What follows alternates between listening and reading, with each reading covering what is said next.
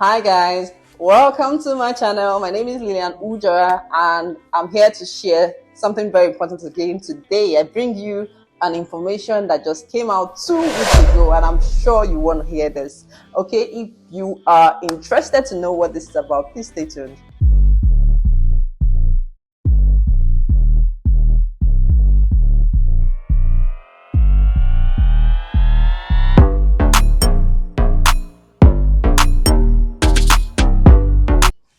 About 2 weeks ago, the Immigration Minister, Sean Fraser, announced some new changes to the spousal sponsorship program. Okay, and all of these announcements, all of the things he announced in that announcement, or all of the things he said in that announcement, were just measures to aid family unification. We all know that Canada is big on family unification. Anything to foster, strengthen family unification, families, Canada is about it. Okay, so guys, these were one of the reasons why he made changes to the spousal sponsorship. Now, the spousal sponsorship focuses on permanent residents. Now, if you have a spouse who is a permanent resident and he wants to sponsor his children or his spouse, okay, that is what spousal sponsorship is about. Okay, so there are two categories here. There are two categories of people who are affected by this announcement. Now, the first category of people are the spousal sponsorship. I have a note here. Okay, I jotted out things so that I do not skip any important information. Okay, so please pardon me if I look down. Okay, now there are two categories of people that are affected by this application or by this program. Okay, the spousal sponsorship from outside Canada, right? Those who are applying from outside Canada. This is otherwise called the family class. Now, this is when a spouse is in Canada and is a permanent resident, and his wife or the other part, the better half, is outside Canada and is not the permanent resident, and he has applied for spousal sponsorship. So you call that the family class. Now, this set of people will be affected. And the second category of people that will be affected by the change are the people who are within the spousal sponsorship within Canada. In this case, the spouse who is a permanent resident is in Canada, and the other spouse who is not a permanent resident is also in Canada together. Okay, so these are the two different categories of people. Now, before the change was made, there are certain conditions that apply to this program, and I'm going to be breaking them for you in details, or bringing them, saying it to you in details. Okay, the first one was the fact that people who are outside, now the spousal sponsorship from outside Canada, which is the family class, cannot apply for a work permit. This means that if you have a spouse who is a PR in Canada, you that are outside Canada cannot apply for work permits because your spouse is in Canada and you don't have what it takes to apply. The second thing is that for the spousal sponsorship outside Canada, they can appeal if their spousal sponsorship is denied. Okay, so let's say the spousal sponsorship application is denied, they can seek for an appeal.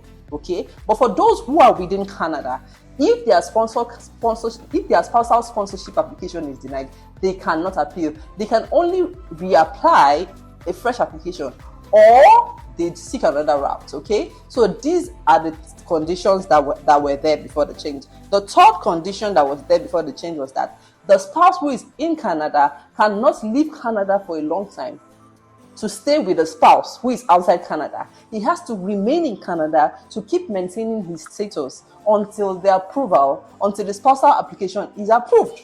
Guys, that's daunting. Imagine if your spouse is not with you and you have to stay apart and wait for as much as, you know how Canada application can take so much time, and you have to wait for that long for you to get the approval. So this person has to stay in Canada, not because he really doesn't want to stay with his spouse outside Canada, but because the requirement is that he has to keep maintaining his status here. If he lives for a long time, it would send wrong signal to IRCC, okay? So, but for those inside Canada, the spousal sponsorship within Canada, they don't have this problem because they're already together in Canada. Now, the fourth condition that was applicable to this program before the change was that the processing time was too long. It usually takes about 1 year or more, 1 year plus or more, sometimes 2 years for the approval to come.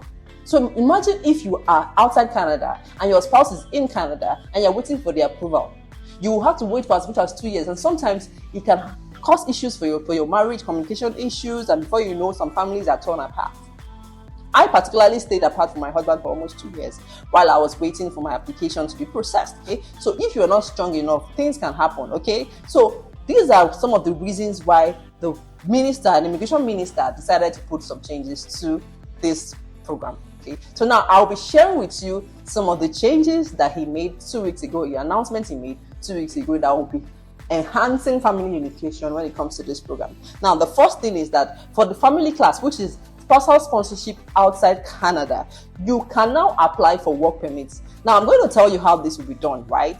Now, because you know that the spouse is outside Canada, but how does he apply for work permits when he's outside Canada? What that spouse needs to do is put in a visitor's visa application, a TRV. You need to put in a TRV application, come in as a visitor. When you are in Canada, you can now apply for a work permit. But please note that this work permit has to be applied online. You cannot flag pole, you cannot go to the border to apply for this work permit. It has to be done online, and then you wait for the approval, then you can now start working. Okay, so that's another thing. So while you are working, you are also waiting for your spousal sponsorship to be approved. Now, this is called dual intent in immigration law in Canada. You know, when you have put in for a spousal sponsorship application, it is running, and you put in for another kind of application, which is a visitor's visa, that is called dual intent. It's allowed. Okay, so now it means that you can work, you can apply for it for a tourist visa or a visitor's visa, as the case may be, and come into Canada.